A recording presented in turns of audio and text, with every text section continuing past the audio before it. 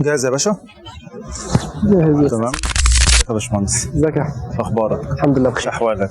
كله تمام. شو تسوي؟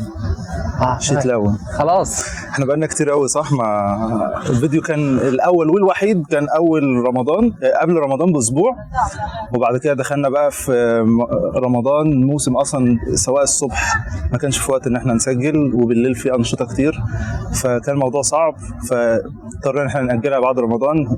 جينا في العيد، ضغط الشغل بعد العيد على ما الجو هدى والدنيا بقت كويسه، لقينا نفسنا دخلنا في العيد برضك، وها نحن اذا يعني ايه نكمل عودة حميدة. عودة حميدة يعني. هو حازم هو السبب يا جماعه. بس اقول لك على حاجه، انت عامل له مشكله.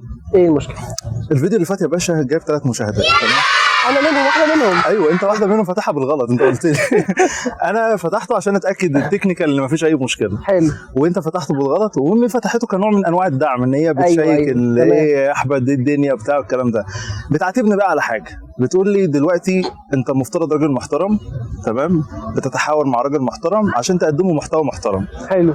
هي بغض النظر ان هي فرضت الاحترام عليا واكدته عليك وعلى المحتوى، تمام؟ هي بتقول لي ايه بقى؟ بتقول لي انت ليه عمال تقول يا اسطى ويا باشا وبتاع؟ قلت لها ماما احنا قاعدين قاعده براحتنا عن اصحاب وكده، والعرف اصلا بتاع الناس ان هو الكلام ده بيبقى بيقرب الناس من بعض، يعني ما فيش اي اهانه ولا اي تقليل من حد. هي بتقول لي بقى ايه؟ فايه يعني ما تقول لي يا حازم وهو يقول لك يا احمد مثلا انت يا ست الكل والله مثلا انت يا ست الكل والله حضرتك عندك حق. انا هحاول على قد ما اقدر امسك لساني في الكلام، الالفاظ يعني رغم ان انا ما بقولش حاجه يعني غلط، بس ايا كان. بعد كده حازم، انا هقول لك يا حازم باشمهندس حازم، ماشي يا باشا. انت عارف اصلا المحتوى انا مسميه لي بالعقل كده ليه؟ عشان بالعقل كده يا باشا المحتوى ده مش هينفع من غيرك يا اسطى. الله يكرمك. لا بجد والله انا مسمي المحتوى بالعقل كده ليه؟ عشان انا ليا لازمه. لا مش انا اللي ليا لازمه، الواحد بيبقى ليه ساعات سلوجان او كلمه بيرددها أيوة دايما، تمام؟ فانا لما باجي اكلم اي حد عشان اقنعه بحاجه فلازم اقعد اقول له ايه بالعقل كده يا اسطى، ما هي في كذا كذا، قلت يا اسطى تاني.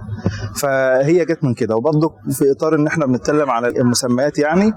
ف اسمي برضك الفيديو انا سميته انا وذاتي وانجازاتي، ده مش عايد علي انا او عايد عليك. هي الفكره كلها ان جنرال، احنا بنتكلم عن تجارب مرينا بيها، بنقول في حاجات احنا عملناها كويسه وعملناها صح فانتوا اعملوها، وفي حاجات غلط تجنبوها ما تعملوهاش. فده ليه؟ عشان من خلال الكلام ده كله انت بتحدد الحاجات اللي انت تقدر تنفذها عشان تحقق ذاتك، وبناء على تعمل انجازات. ده بغض النظر ان انا واحد يعني الحمد لله عندي براءة اختراع وعالم، وانت عارف ان انا مش نرجسي خالص يعني. على براءة اختراع؟ والله عامل براءة اختراع والله العظيم في مشروع التخرج. ايوه والله لا مشروع التخرج ده كمحتوى يعني او حاجه هنجيلها فيما بعد يعني. المهم احنا سريعا الفيديو اللي فات اتكلمنا فيه عن باختصار طرق التعليم والتعلم، وقلنا انه سريعا كده الطالب او الطالبه في مرحله الابتدائي لحد الثانوي هو مش مطالب باي حاجه، هو مطالب ان هو يجيب اعلى درجه، يفهم المعلومات او يلم على قد ما يقدر معلومات، هو مش مضطر ان هو يحفظها ويفهمها، والله سقطت منه مش مشكله. ايوه الفكره كلها ان هو خد فكره عن المجالات والحاجات والدنيا اللي حواليه، عشان بعد كده ما يوصل لمرحله الثانوي يبقى عنده القدره بمجموعه الكبير ان هو يختار اي مجال هيكمل فيه حياته ودراسته وشغله يعني. فده بالنسبه للثانوي العام، تمام؟ اما بقى موضوع الكليه موضوع بالعكس، احنا قلنا ان هو انت مش لازم تجيب اعلى درجه الا لو كنت هتكمل في المحتوى الاكاديمي يعني. انما كل اللي انت مطالب بيه ان انت تفهم المعلومات اللي انت بتاخدها كويس جدا. احنا قلنا في مرحله الجامعه انت ما بتعتمدش على الاستاذ زي ما بتعتمد على في الثانوي العام او في الدراسه المدرس. احنا قلنا في 4 مصادر ثانيه. قلنا ان هو طبعا سيلف ليرنينج، انت بتتعلم وتدور اكتر وكده لانك بتاخد مواضيع عامه عن المحتوى اللي انت بتدرسه. تاني حاجه قلنا تدريبات في زيارات مصانع بالظبط. في ايه تاني؟ قلنا تيمات تشارك فيها عشان تعمل مشاريع وكده يعني، تمام؟ فده اتكلمنا ملخص كده سريعا عن طرق التعليم والتعلم. وكنا قلنا قبلها ان في حاجه اسمه هدف اساسي، انت بتعمل ده ليه؟ فالناس شايفه، بعض الناس شايفين ان الدين هدف من الاهداف زي التعليم والشغل والجواز والكلام ده كله. لا انا شايف ان الدين مش نظرتي انا هو ده الصح يعني، ده بالمنطق كده. الدين ده هو المسار اللي بيحدد لنا الاطار بتاع الحياه بتاعك، انت بتاخده من الدين. فالدين كل الاهداف اللي احنا هنتكلم عنها سواء الشغل والجواز والمعاملات والكلام ده كله بعض من كل. أيوة تمام. فالناس فاكره برضو ان الدين هو عباره عن عباده بس، لا، انت اكلك عباده، شربك عباده، ما دام ما بتعملش حاجه التعامل مع الناس عباده. فالدين المعامله اصلا يعني. فالناس فاكره ان هو ايه، انا الدين ده هدف من الاهداف، ان هو انا هصلي في الوقت واعمل الكلام ده، وتلاقي واحد تعاملاته وتصرفاته مع الناس ما تجيش على تصرف بشر. فلازم يعني ايه الناس تخلي بالها من النقطه ديت. فعشان كده ما وضحتهاش الفيديو اللي فات، فاحنا النهارده عاوزين نتكلم فيها. تمام. واللي هو على اي اساس انت اصلا حددت ان الدين ده هو الهدف الاساسي او الهدف الرئيسي. الانسان في العموم ليه جانب مادي وجانب روحي او نفسي. تمام. الجانب المادي ده اللي هو ايه، اكلك، شربك، حركتك، العمليات البيولوجيه اللي انت بتقوم بيها، النوم، الحاجات اللي انت في الحياه ما تقدرش تعيش من غيرها يعني، اللي هو كل ما يتعلق بكل ما هو محسوس وملموس بالنسبه لك هو شيء مادي. تمام. حياتك اليوميه بصفه عامه اللي هي اللي انت لازم كل يوم بتعملها. تمام. اما الجانب المعنوي او النفسي، انا بصراحه شايف ان النفس والروح والجانب المعنوي هو له كل واحده لها صفه وبتوصف شيء، ولكن احنا هنعتبرهم ان هم واحد. الجانب المعنوي. تمام. الجانب المعنوي ده اللي هو بيوصف السكينه الداخليه، افكارك، قيم الاخلاقيه اللي عندك، الحاجات اللي هي مش ملموسه، هي حاجات مش يعني انت مش همسك معلومه من عندك، هي عندك مخزنه، مش مخزنه كماده. ايوه هي فاهمني ان هي حاجه انت اتعلمتها او اكتسبتها او كده يعني. فهي ديت الحاجات المعنويه. الجانب المادي والجانب المعنوي قد يكونوا مرتبطين مع بعض يعني. وليكن انا واحد دلوقتي جاي من الشغل تعبان وكده، اكيد نفسيتي هتبقى مش حلوه يعني، المود بتاعي مش حلو. انت هتيجي تكلمني هتلاقيني ممكن متعصب، ممكن مش قادر اتكلم، اللي هو ايه، انا الجانب المادي بيأثر على الجانب المعنوي، وهكذا والعكس يعني. انا لو حاسس باكتئاب بموضوع معين ممكن الاقي نفسي مش قادر اعمل حاجه، حاسس ان انا مرهق، الكلام ده كله.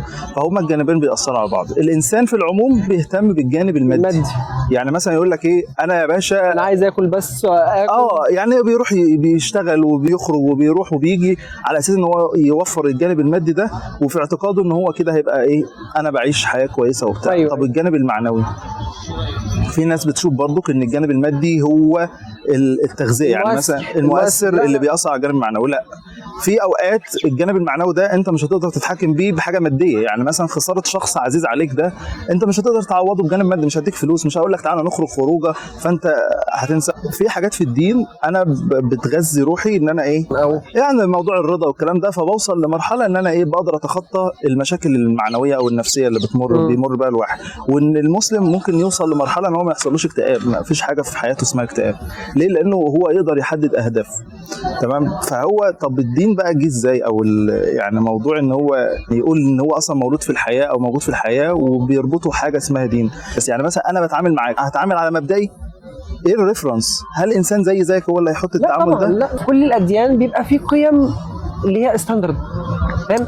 دايما الاسلام عندنا الحمد لله ماشي مع القيم اللي هي صح. ما انا هقول لك بقى النقطه دي. مبدئيا خلينا مقتنعين ان احنا الحمد لله في الدين بتاعنا لازم لو جالك اي تصور او يعني بنسميه شبهه في عقلك، مثلا ان انت بتفكر في حاجه او الكلام ده ما فيهوش اي مشكله على الاطلاق، وان انت مش تصده ان انت تتجاهله. لا بالعكس، انت لو جالك اي سؤال ابحث ودور فيه واعرف، لان الدين بيعلمنا وبيحثنا على العلم. واول حاجه نزلت على الرسول صلى الله عليه وسلم اقرأ. فالعلم ده شيء اساسي. احنا ما عندناش في ديننا حاجه نخبيها او ان انت لا ما تعرفش او الكلام ده. يعني مثلا انت لو سالت اي واحد ايه فايده الصلاه، ايه فايده الصوم، ايه فايده الزكاه، لو سالت واحد على موضوع الصوم هيقول لك عشان خاطر نحس بالفقراء ونراعيهم. طب ممكن اخرج فلوس، ممكن اكل، ممكن ما اصومش، فيها جوانب، انما في جانب تقوى وجانب صحيه وجانب كتير جدا. ايوه. فهو ده بقى اللي بيؤدي العبادات دي كلها هو ربنا مي محتاجها مننا. ربنا هيستفاد ايه؟ ما ده السؤال بقى. في الاول في الاخر هتحاسب على 3 حاجات. هتحاسب على العباده والعلاقه ما بينه وبين ربنا، وديت دي لنفسك مش لربنا. ليه؟ لانك العباده ديت بتقوم روحك. ولو تفتكر الفيديو اللي فات اتكلمنا على ان في حاجه اسمها مواسم كل فتره، زي رمضان، موسم الحج، عندنا يوم الجمعه. المواسم ديت هي ديت اللي بتخليك نشط فيك الروح الايمانيه، تعمل ريفرش للمعلومات اللي عندك. مثلا في ناس بتبقى من كتر انغماسها في الحياه بتتجاهل وبتتناسى المبادئ بتاعتها، اللي هو يخلي باله، يبقى عنده تقوى، عنده امانه، عنده يعني ما يكذبش، الكلام ده كله. لو انغمس في الحياه والمعاشره الناس اللي هو الوحش يعني انت حتى لو حطيت ناس حلوين مع بعض، مع الوقت لو هم مش بيقعدوا يجددوا ايمانهم ويظبطوا حياتهم، هتلاقي نفسيتهم من بين بعض وحشه كده. فلازم في حاجه انت لازم تقوم بها نفسك، فهو ده الدين، هو اللي بيقوم الروح. تمام. الموضوع الشرائع، انا ما بسميش الدين المسيحي والدين اليهودي دين، هو شريعه. تمام. كل الانبياء اللي جم على مر الفتره، سواء سيدنا ابراهيم، سيدنا داوود، كل الكتب السماويه اللي نزلت عليهم دي شرائع. انما لما جه الدين الاسلامي هو جه دين مكمل للشرائع كلها. اللي قبل كده. تمام. فهو مش جاي دين مختلف عن دين سيدنا ابراهيم، مختلف عن دين سيدنا عيسى، مختلف عن دين سيدنا موسى، لا، هو شرائع، وجه سيدنا محمد اتمها بالدين الاسلامي او الشريعه الاسلاميه. هو ان الدين عند الله الاسلام. تمام. فهو الغرض من الدين ان هو يقوم الشخص في حياته، سلوكه، معاملاته في اطار الدين، يكون بيشتغل عنده الضوابط. الانسان في العموم لازم يبحث ويدور ويتاكد من زي ما احنا قلنا برضو، كنا لازم الصلاه والصوم والكلام ده تتاكد من الضوابط بتاعتها، وتعرف انت بتنفذها ازاي، وقبل ما تعرف سببها ايه وفايدتها ايه، وما انت بتعمل ايه. يعني انت في ناس بينقسموا يعني 3 حاجات. في واحد تيجي تساله عن الحاجه ديت يقول لك يا عم استغفر الله العظيم ما تكلمنيش في الحاجه ديت، ايوه انت بتكفر ولا ايه؟ بتكفر ولا هتعمل ايه والكلام ده انا عيب عليه. عيب عليه. ليه؟ لانه لو جيت انا زعزعت عندك حاجه، مثلا وليكن في واحد كان نشر على السوشيال ميديا فيديو بيقول انا كنت راكب العربيه انا واولادي ومشغل قصص الانبياء وكده، وجيت عن قصه سيدنا ابراهيم، كان سيدنا ابراهيم بيكلم ربنا عز وجل: رب ارني كيف تحيي الموتى، قال اولم تؤمن، قال بلى ولكن يطمئن قلبي. فالناس فاهمينها ان هو شك. والواد بقى هو اللي كلم ابوه بيقول له: يا بابا هو ازاي سيدنا ابراهيم في قبل ما يعمل الخطوه ديت، يعني قبل ما يحصل القصه اللي هي ما بينه وبين ربنا عز وجل ان هو بيساله عن كيفيه احياء الموتى، كان قبلها سيدنا ابراهيم لما كسر الاصنام وقومه رموه في النار وخرج منها لما ربنا امر النار كوني بردا وسلاما على ابراهيم. فسيدنا ابراهيم لما طلع كان مؤمن ان ده معجزه من عند ربنا، والناس امنت، معظم الناس امنت بسبب المعجزه دي.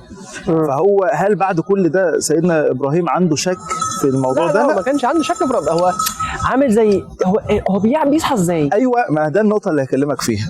فهو ما كانش شك. تاني حاجه، هو لما راح للنمرود واتكلم معاه، اول حجه فرضها عليه او قالها له ايه؟ قال له ان الله يحيي ويميت. ما لو كان عنده شك ما كانش قال له الحجه دي الاول. ايوه تمام. طب هو ايه المغزى او الفكره ان سيدنا ابراهيم سال السؤال ده؟ انا دلوقتي واحد انا عارف مثلا ان حازم بيطبخ كويس او بيعمل عمل كويس، تمام، وعارف ان هو شاطر فيه وبسمع عنه وبشوف الريزلت، عمري ما دقت منه حاجه. ما شفتش منه حاجه. طب انا دلوقتي اقول لك يا حازم انت بتطبخ ازاي او بتعمل حاجه، هل انا عندي شك في مهاراتك؟ لا ما عنديش شك في مهاراتك، ولكن انا عاوز اعرف انا المرحله اللي احنا نسميها انا ما شفتش منك بتعملها ازاي، ده اسمه علم اليقين. انا يا باشا مؤمن ان انت بتعمل الحاجه ديت كويس وشاطر فيه، انا عايز اشوف عين اليقين. طب لما توصل بقى عين اليقين ان انت تعمل الحاجه دي قدامي، زي مثلا الجنه، انت مؤمن بالجنه وانا مؤمن بالجنه والناس المسلمين مؤمنين بالجنه، هل هم شافوها؟ لا ما شافوهاش، ولكن لما يشوفوها يوم القيامه او بعد الحساب هيبقى ده عين اليقين. هتوصل لمرحله حق اليقين لما تدخل، هتبقى ساعتها خلاص انت حق لانك عايش فيها او جواها. نفس الفكره برضو في ملك الموت، انت مؤمن ان في موت، بس هل انت مؤمن ان في ملك الموت او مؤمن بملك الموت؟ ده اسمه علم اليقين. لما يشوفوا ده انت كده مت انت كده بقى ايه اللي هو حق اليقين.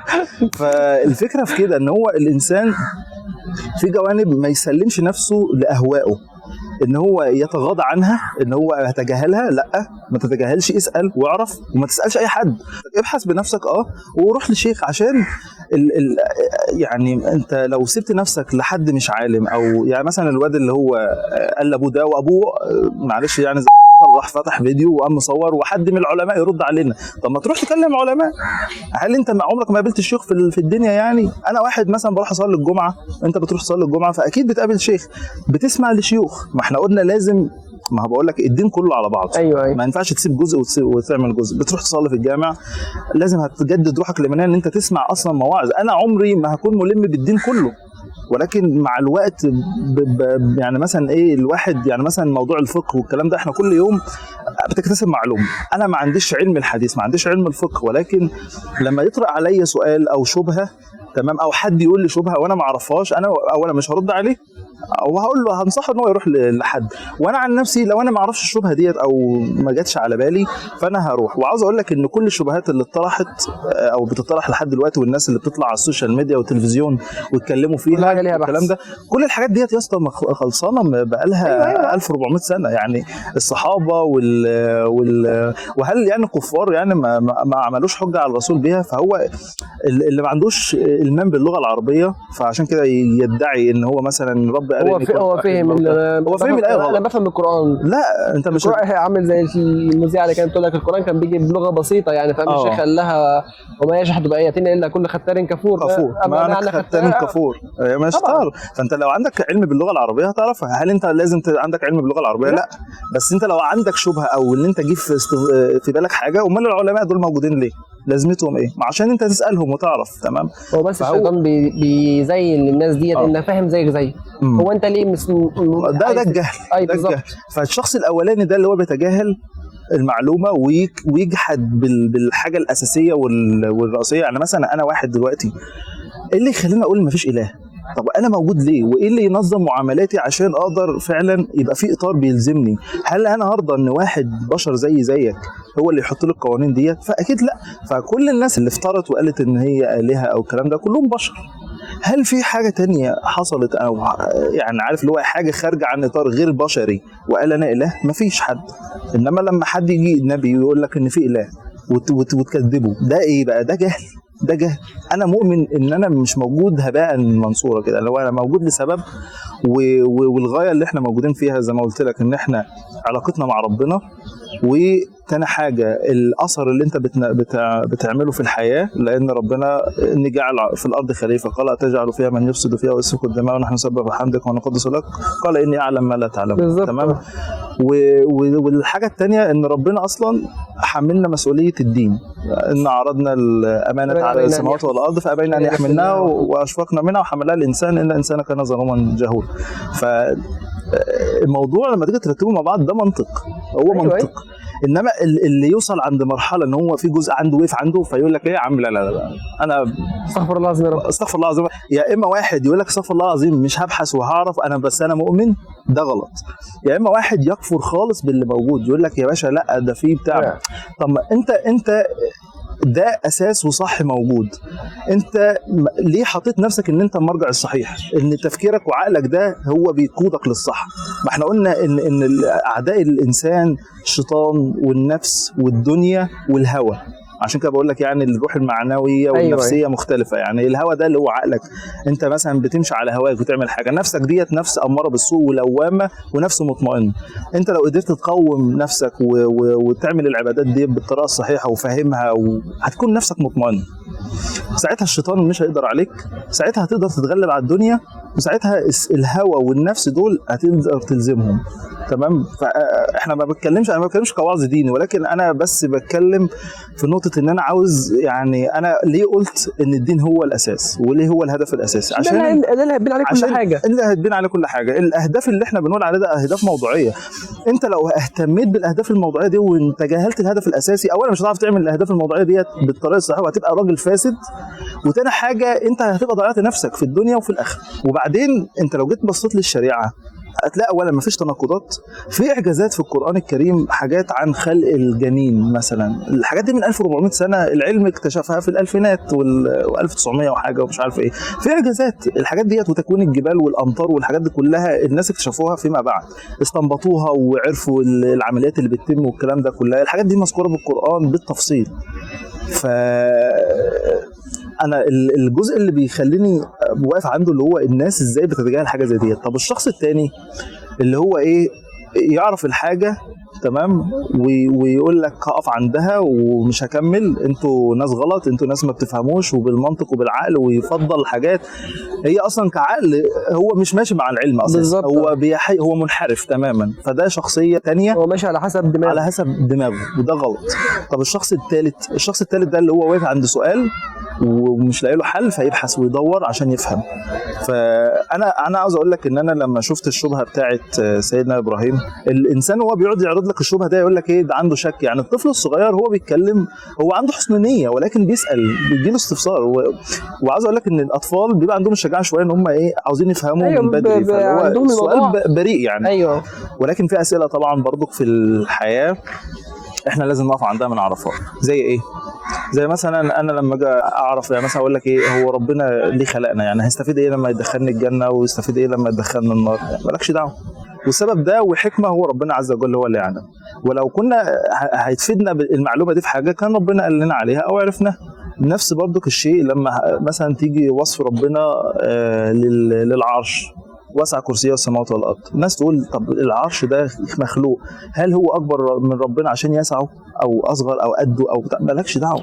اسئله الكيفيه لا يعلمها الا الله، ولكن أيوة. الايمان بها واجب، ان انت تبقى عارف ان هو في عرش وفي ملائكه وفي كتب وفي رسل. دي كلها مراتب الايمان ولازم تعرفها. لان في ناس كتير اسمهم مسلمين وتيجي يكلمك يقول لك انا مش مؤمن بالسحر، مش مؤمن ان في جن، مش مؤمن طب ازاي هو دين تاخده كله على بعضه يا تسيبه كله على بعضه؟ فهو الدنيا كلها لما تيجي تربطها مع بعض، انت لو سبت حاجه والله العظيم هتلاقي في نقص، هتلاقي في مشكله. انما لو لقيت ربطت الدنيا كلها مع بعض هتلاقي الدنيا ماشيه كويس، هتلاقي ما فيش اكتئاب، هتلاقي الروحانيات عندك كويسه، ما عندكش احباط، بتعمل الشغل وانت مقتنع تماما انت بتعمله لسبب معين، بتروح كل يوم تنزل سواء لدراستك سواء لشغلك عارف انت بتعمل ايه وعارف السبب، بتعمل العباده وانت مطمئن واقف قدام ربنا وبتقرا. يعني مثلا انا الاسباب اللي بتخليني ابحث في الموضوع ده بتخليني ما عنديش مشاكل بعد كده لما اجي مثلا اقف واقول لك ايه انا مش فاكر انا صليت كام ركعه. يعني مثلا ازاي انت مش فاكر؟ انت فاهم اصلا معنى الصلاه؟ انت واقف قدام ربنا عز وجل. ايوه. فازاي انت مش فاكر عدد الصلاه؟ ده انت كده مش فاكر. احد الصحابه كان بيقول لك انا وقت ما بصلي بتخيل ان الكعبه قدامي والنار من خلفي وانا ماشي على الصراط المستقيم. ايوه. وفي الاخر مش عارف ان ربنا قبلها لي ولا لا. ايوه. اللي هو انا داخل عامل زي دخلت في فجوه زمنيه. فاهم؟ انا ما بين ايد ربنا دلوقتي. الواحد مش هقول لك ان هو لازم يقسو على نفسه ويقول انا اتقبل مني وما اتقبلش مني. هو انت لازم تحسن الظن بربنا ان هو ربنا يتقبل. وحتى الصلاه ربنا بيتقبلها بدرجات، يعني بتبقى الصلاه فيها قصور في بتاع، فعشان كده في النوافل بنقوم بيها العبادات دي. فانا يا باشا اللي اقصده ان انت مثلا لما بتيجي تقف للصلاه انا بقف بتخيل يستحضروا كل الروحانيات اللي يقدروا عليها علشان يعني انا بين ايد ربنا. فاهم؟ يعني كان هي الموضوع صعب انا عارف، محدش هيبقى تركيزه 100%. وكان تقريبا الرسول صلى الله عليه وسلم كان قال ل2 صحابه ان اللي هيركز في صلاته 100% انا هديله احد الجلبابين. تقريبا كان عنده جلابيتين او حاجه زي كده، عبايتين. فالمهم ايه، بعد ما خلصت الصلاه سالهم انت ركزت؟ قال له والله يا رسول الله كنت بفكر انا كده وقعت ولا لا، ولا لسه. والتاني كان بيفكر هو انا لما اكسب هاخد البيضه ولا هاخد اللون التاني. فاهم؟ اللي هو انشغل ما كانش فيه تركيز في الصلاه. هو موضوع الانشغال ده بيبقى غصب، بس على قد ما بتقدر انت بتبقى تنسى الشغل اللي وراك، تنسى صح. انت اصلا جاي تفضي دماغك. انت يعني انت في السجود بتاعك دوت يعني حرفيا انت بتشحن طاقه. صح، بتشحن طاقه لباقي يومك. يعني ده الاحساس فعلا اللي انت لازم تحسه في العباده. اللي انت بتصوم مش هو انت زي بيقول لك تلمس الارض وتطلع. صح. فاهم؟ انا في ناس مش عارف بيصلوا طق انت بيقول لك اصلا الموضوع ان السجود ده بيقول لك بيفضي شحنات من دماغك. ايوه. رهيبه.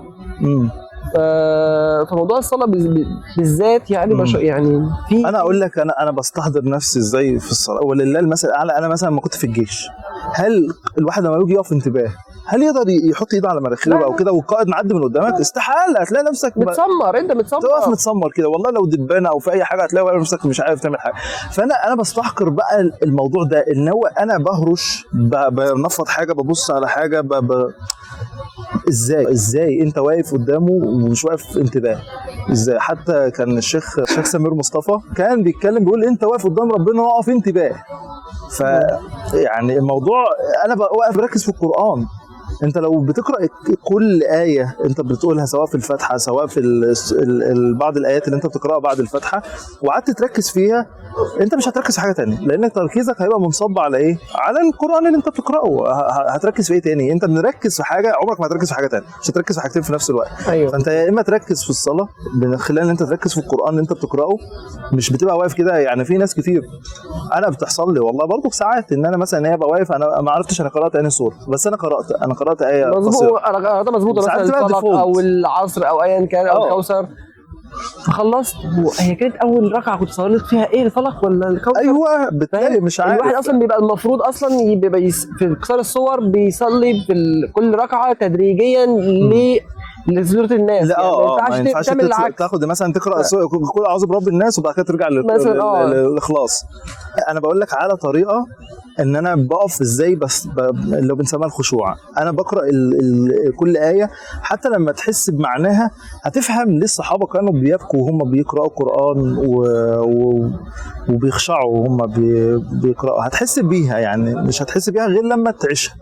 اقعد اسمع القران، دور على الشيخ اللي يمزجك في القرآن، ان انت تبقى تسمع منه تبقى فاهم. يعني مثلا الشيخ الحصري وهو بيقرأ انت بتحس بمعنى كل كلمة. أيوة. لانه بيقرأها بيديها حقها قوي. فانت غير الشيخ تاني بيمزجك كده وانت بتقرأ تحس براحة وسكينة وهدوء وكده. فهو على حسب انت، يعني التنوع ده مش وحش، اللي بيقرأ ترتيل وتلاوة وكده ده مش وحش. يعني مثلا في المآياتم او كده، مثلا بحب الشيخ جدا الشيخ متولي، وفي شيخ محمود رمضان.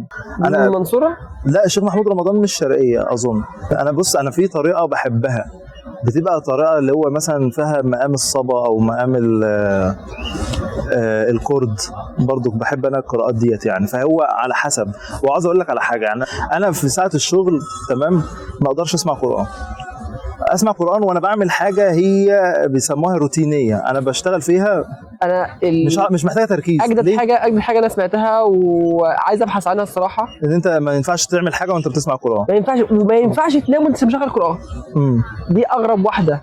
هو نوع من انواع الاحترام والتوقير. طب لما انا ابقى مشغل قرآن وانا جنبي وانا داخل انام، انا بصراحه بالنسبه لي عادي. اعتقد دي وصاها عادي، بس انا لا هي عادي جدا ان لا ابحث عنها واشوف لو تمام اسيبها. لكن المفروض انت لو نايم ما تشغلش قرآن، او تشغل القرآن تايمر معين لحد ما انت هتنام. يعني مثلا انت نايم يعني هتنام اهوت، فتشغل القرآن مثلا ربع ساعة لحد ما تروح في النوم، انت بتبقى سامعه وبترتاح معاه وبتروح في النوم فيقوم طافي. في ناس يا حبيبي بتبقى عندها مشكلة نفسية او زعلانة وكده، يعني فلازم على فكرة القرآن ده إعجاز كبير. يعني حتى شوف كل المجالات العلمية، طب وهندسة واقتصاد وكل حاجة تلاقيها في كتاب واحد. ازاي كتاب جامع كل ده إعجاز.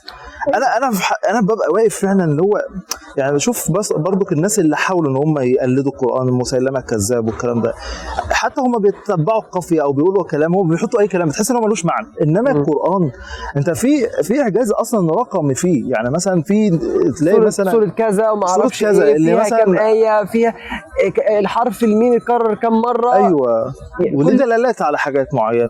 اللي عاوز اقوله باختصار ان الانسان في ضوابط في الحياة هي اللي بتقوده.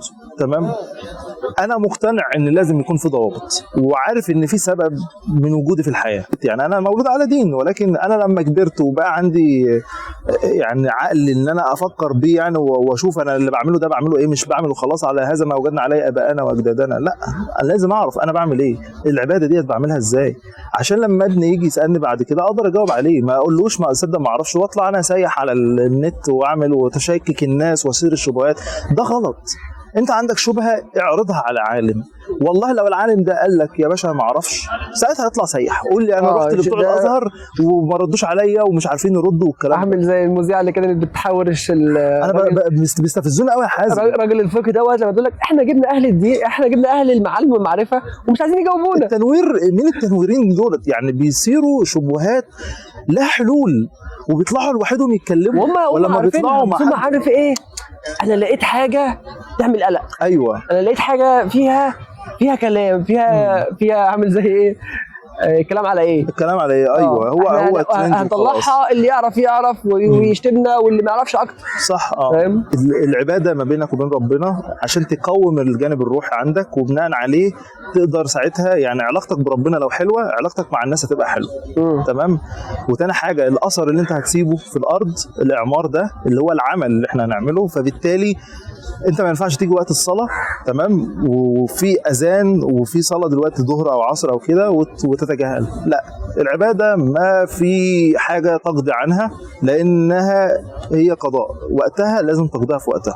الشيخ محمد مطول الشعراوي اتكلم فيها بطريقه حلوه قوي، يعني لما اتكلم وقال كان في واحد بيساله عن طريق مذيع، فبيقول له في واحد قعد فتره كبيره ما كانش بيصلي، فهل يقضي ما عليه؟ ازاي يقضي عليه؟ قال له خلاص هي جت عليه وقت ولازم كان يقضيه. يحاول على قد ما يقدر ان هو يصلي نوافل لانه مش هيقدر يفتكر ايه اللي عمله، وهي في الاول في الاخر بينه وبين ربنا يسامحه بيها او ما يسامحوش بيها، لانها ما بتسقطش الا عن واحد يا نايم يا نسى. انما واحد عارف ان في صلاه وتناساها غصبا وكده لا. فلما يجي ساعتها الصلاه مع العمل، لا الصلاه. طب لو دكتور مثلا، انا مش بتكلم في كفقه او كده يعني، ولكن هو الدين يسير. انت واحد دلوقتي شغال في اعمال مكتبيه والكلام ده، قوم صلي. واحد دكتور في عمليه مش هيسيب طبعا المريض ويروح يصلي. فهو في حاجات طبعا لازم بتخلص اللي في ايدك وبعد كده تصلي، وفي حاجات لو انت في ايدك تقوم تصلي دلوقتي قوم صلي.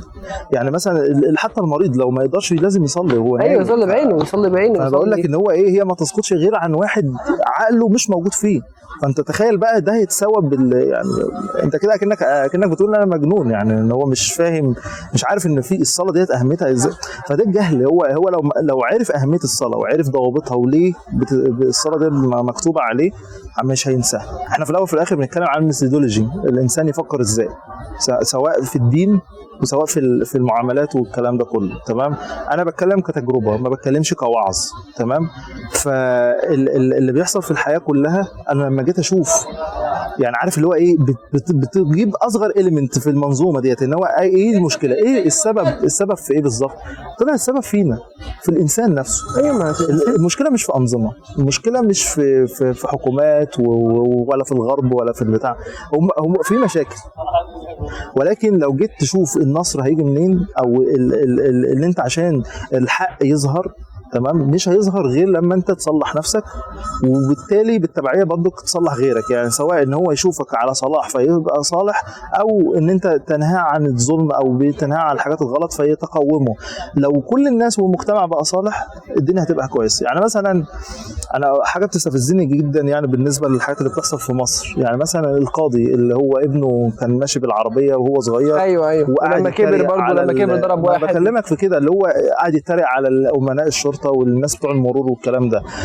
انا المفترض ابوه ده لو كان عنده كرامه ولو كان هو فعلا واعي للوظيفه اللي هو فيها، المفروض يقدم استقالته. ليه؟ لانه ما قدرش يحقق العدل ما بين في نفسه وفي ابنه، ويحقق العدل في الناس الثانيه.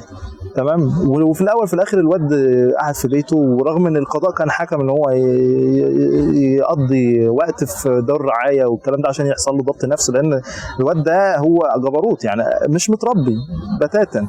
بعد كده لما الواد كبر احنا قلنا الموضوع خلاص، يعني الراجل اتعظ.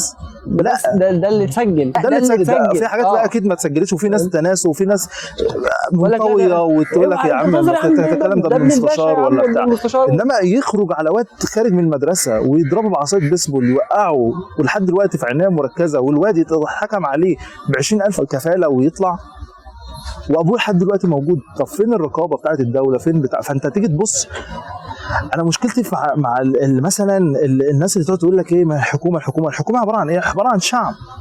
الشخص اللي يعطل مصالح الناس ده شخص مش سوي. يعني مثلا ده بقى حاجه بقى من الحاجات ديت، اللي هو ايه، انت مالكش بديل وفي ناس امورها متعطله. هل انت ينفع تسيب الناس ديت وانت عارف ان الخزنه بتقفل 12 ولا مش عارف ايه، وتقوم سايبهم وتروح؟ والله كان غلط. انا عندي هنا في الامارات لما طلعت الرخصه، انا امتحاني كان 11:30، خلصته الساعه 12 وربع، فاهم؟ على ما خلصت الاجراءات وخلصت الفلوس اللي كانت البيمنت اللي كانت متعطله، المفروض اطلع الرخصه، يعني وصلت للموظف اللي هو بيطلع الرخصه كانت الساعه بقت 12 وربع، اولا الصلاه يعني اذنت المفروض نروح الصلاه، وهم التايم بتاعهم الساعه 12 ونص.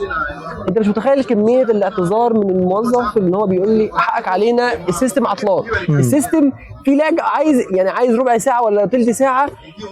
اعتبر لي الموضوع ان في مشكله وفي مشكله، وكلم في التليفون كذا مره وهم دوامهم لحد 12 ونص، وعمال هو عارف ان حاسس ان هو في خطا. طبعا مصالح الناس عباده، انت بتعمل حاجه، الشخص ده هو مش جاي لك فاضي، مش جاي لك وراه مسؤوليات. والله العظيم انا بكلامه انا خدت بعضي قلت له ما فيش مشكله هاجي لك تاني، مع ان انا هخبط مشوار تاني وبتاع، بس والله العظيم اعذرنا احنا تعبينك، والله العظيم سامحنا، يعني بكل ذوق بكل ادب، ان هو حسسك ان انت مشوارك ليه قيمه، صح، مش اللي هو تقدير مش اللي هو عدى علينا بكره، او هو يقفل من الساعه 11 يقول لك خلاص، صح. لا ده هو ال 12 ونص لحد دوامه ولحد الصلاه ما بدات هو بيحاول على قد ما يقدر يخلص مصالح الناس، يتكلم في التليفون ويبعت ميله، في واحد قاعد عايز رخصته. صح. الانسان في ضوابط لازم يبقى مقيد بيها، ما فيش حاجه اسمها ده احنا بشر بيننا وبين بعض احنا بنحط الاعتبارات والقوانين دي كلها قوانين وضعيه وفيها قصور. احنا بنصحى الصبح نقول الكلام على ايه؟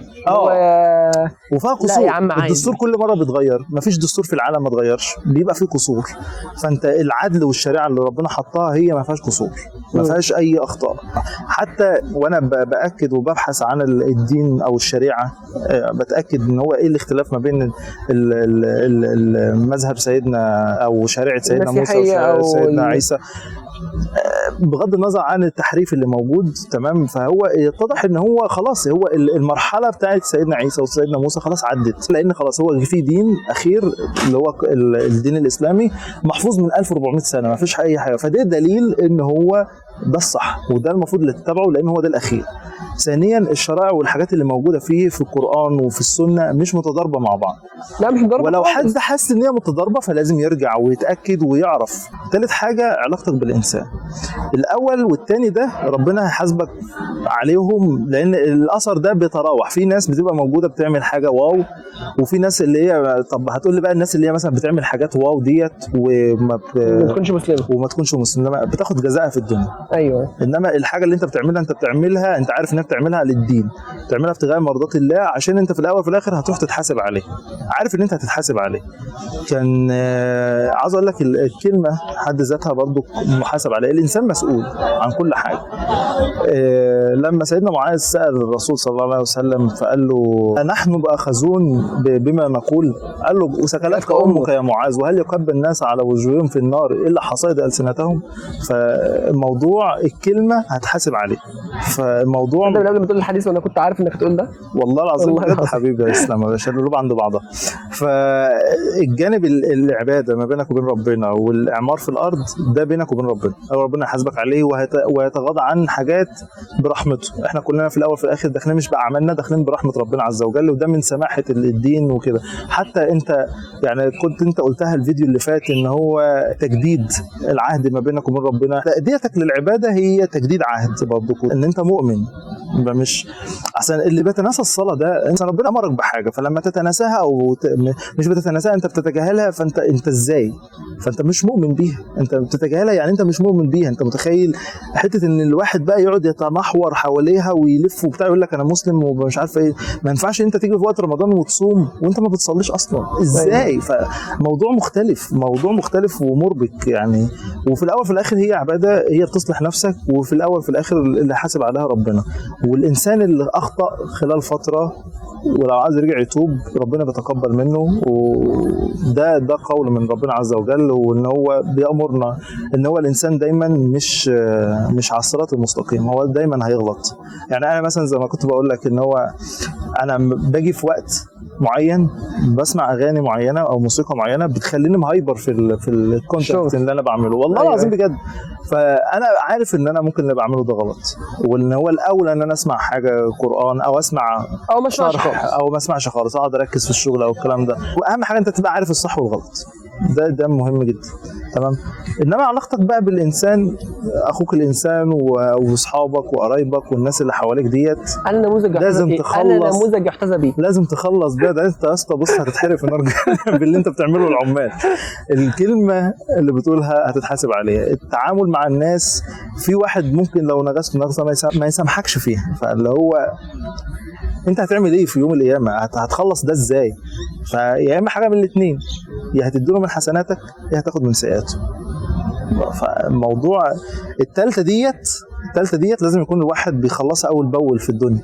يعني انت غلطت في حق شخص، خلص منه اول بقى. التوبه حازم، انت زهقت مني صح؟ لا والله خالص. بس فهو احنا الفتره الجايه انا بس حبيت ان انا اوضح الجزئيه بتاعه الهدف الاساسي جه منين، وانا كتجربه لي انا شخصيه على اي اساس حددت ان هو الهدف الاساسي ومقتنع بيه، وانا مؤمن ايمانا دامغ ان هو ده الصح، انا ماشي على الصح وان هو ده الدين الصح. قصور بقى بتحصل او الكلام ده احنا قلنا بتحصل عادي، وتتوب واكيد ممكن هتقع في وقت من الاوقات فتتوب وترجع. وربنا قال، ما تقول يا اسطى اللي انت قلتها المره اللي فاتت، ان الله لا يمل حتى تمل له. ايوه فما بس انا سمعت صوت مركب تقريبا هناك، فصوتها كان عالي قوي. فتمام، احنا اتكلمنا سريعا على الجزئيه بتاعه الهدف الاساسي، لان ما كنتش حابب ان انا اتجاهلها او ان انا كنت عاوز يعني. كنت عاوز اوضحها الفيديو اللي فات، ولكن قلت ايه عادي. انما لما جه في تساؤل كده وحسيت ان ممكن يكون الناس شايفه ان ده هدف من الاهداف الوضعيه، لا لازم ده يتحط له حلقه او محتوى نتكلم فيه ونوضحها بالتفصيل، عشان اللي جاي هيبني عليه. ما ينفعش ان انت تتناساه او ان انت تتجاهله او انت تكون مقصر فيه. تمام. وان شاء الله من الفيديوهات الجايه هنبدا نتكلم عن المواضيع الفرعيه او المواضيع اللي احنا قاصدين نتكلم عنها، المهارات الشخصيه اللي هم متابعينك عايزينها اصلا. يعني الناس بتقعد تسالني على تجربتك في السفر والشغل، طب هنعمل ايه ومش عارف ايه. لو كان طالب يسال مشروع التخرج فاحنا ده نتكلم فيه، يختار القسم بتاعه ازاي، كل الكلام ده. انا عاوز اقول لك ان الميثودولوجي برضو قبل ما اختم، الميثودولوجي في طريقه التفكير بتطبقها على كل حاجه. يعني انت مثلا في الشغل عشان تحط بلان لمصنع، انت بيكون معاك ماتيريال وعمال ووقت ومكان. الاليمنتس دول بتقدر من خلالهم ان انت تنظم التايم لاين بتاعك والشغل بتاعك. في حد برضك قال لي انت قاعد تدينا عن، يعني عامل كورس عن الماتيريال سيلكشن، عامل كورس عن الميكانيكال ايلمنت ديزاين، عامل كورس عن الميكانيزمات والكلام ده كله. فهو ازاي بقى انا هستخدم كل العناصر دي تولز، ايه الميثودولوجي ان انا اتبعها عشان استخدم التولز ديت، اعمل ايه؟ فده باذن الله انا مجهز فيديو هشرح فيه الكلام ده كله. فبناء عليه برضو نفس كل نقطه من النقط اللي احنا هنتكلم عليها، تجربه السفر، العمل، الكلام ده كله، هي عباره عن ميثودولوجي ازاي تتبع فيها السيكونس الصح، ازاي تفكر، ازاي تعمل بلان ليها. ده ان شاء الله نتكلم عليه ابتداء من الفيديو الجاي. الموضوع مش مستقر هنتكلم عليه الاول، احتمال مشروع التخرج. فالى حين اللقاء مره ثانيه، اترككم في حفظ الله ورعايته، والسلام عليكم ورحمه الله وبركاته.